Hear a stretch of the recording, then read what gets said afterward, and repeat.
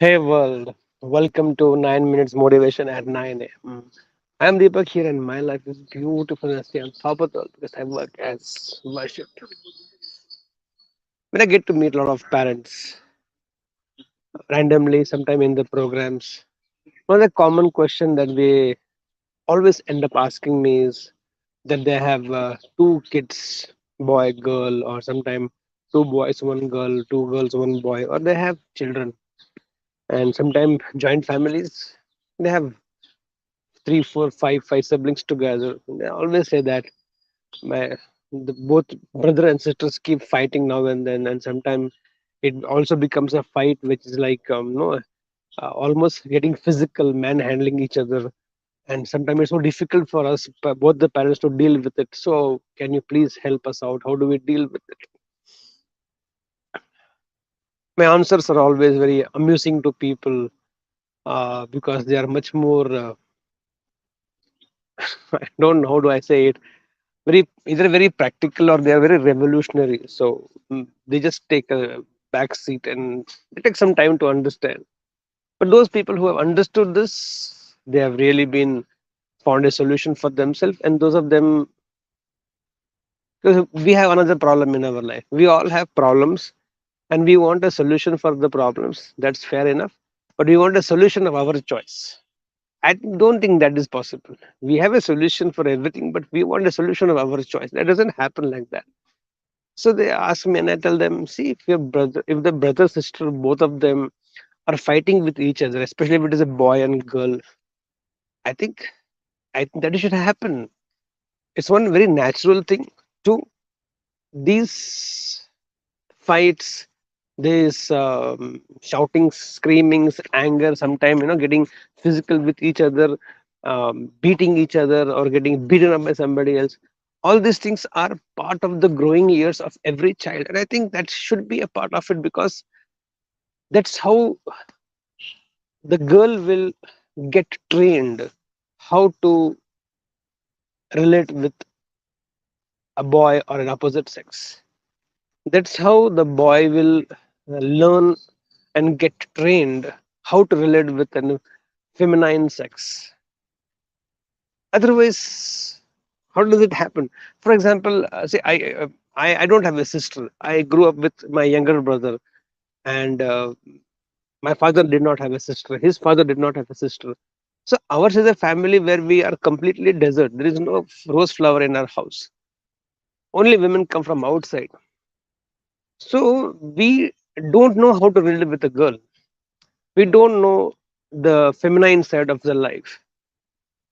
Difficult way or hard way only we get to know. And we paid a lot of price for the entire thing because we both being brothers, we both being boys, men, only masculinity was a part of our life. So that sensitivity part, that love, that compassion, that forgiveness, that motherly love, all these things we have no idea about it.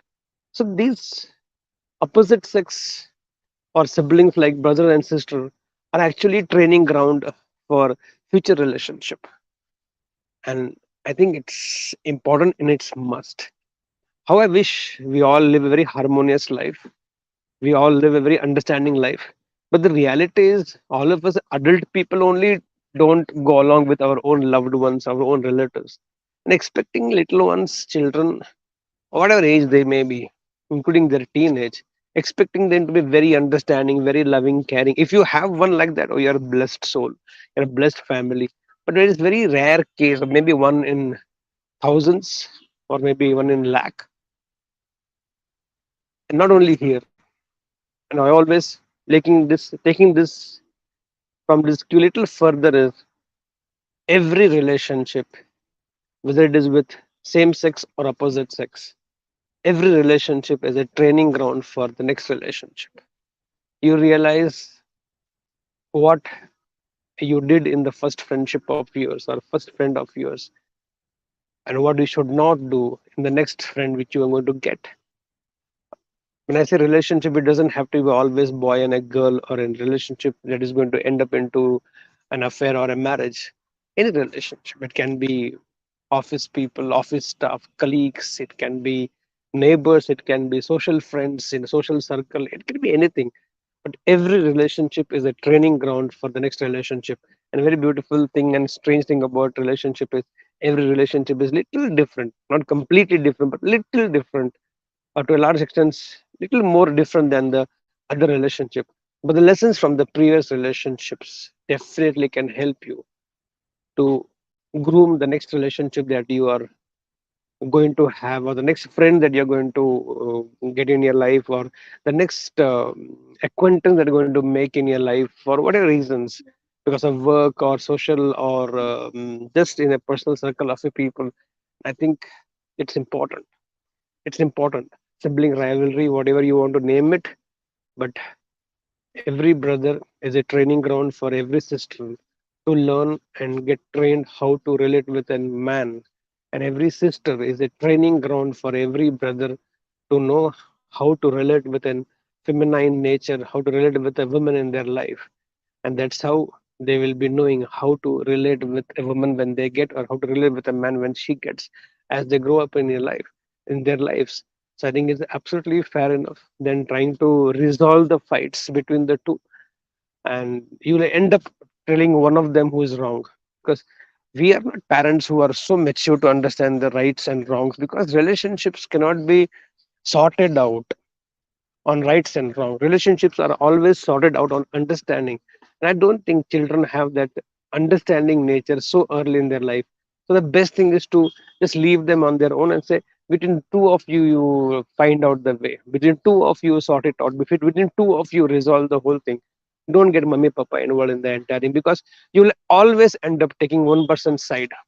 Then you're trying to make up for the other one by doing some other pampering, and some other time you try to take the person. It's become such an pleasing game towards children, which is not good for the child's growth. And I think if parents can stay, both of you brother sister, between both of you, sort it out, resolve it, and come to us with what is the conclusion. Accordingly, we'll relate with you. Otherwise, don't bring the issue to us. Before the issue started, if you would have got us involved, or when the issue started, it got you involved, we can still do something. But now that the issue has already happened, it has gone to the next level. Two of you sort it out. That also will make them accountable to goof up they do, or the mess up they do, or the disrespect they show to each other in the process. It will also make them accountable and responsible towards themselves and toward the relationship and to the other person. And I think there's a lot to gain than getting insecure or getting panicked or getting paranoid about why are they fighting so much. I can't deal with this. What will happen in the future? Nothing will happen. Everything will go right. That belief should be there in every parent. The children will have a great future, irrespective of what they behave in the today's present. And that belief, let's start this wonderful day together. Here we go. I believe I can. I believe I can. I believe I can. Guys, go get set and grow.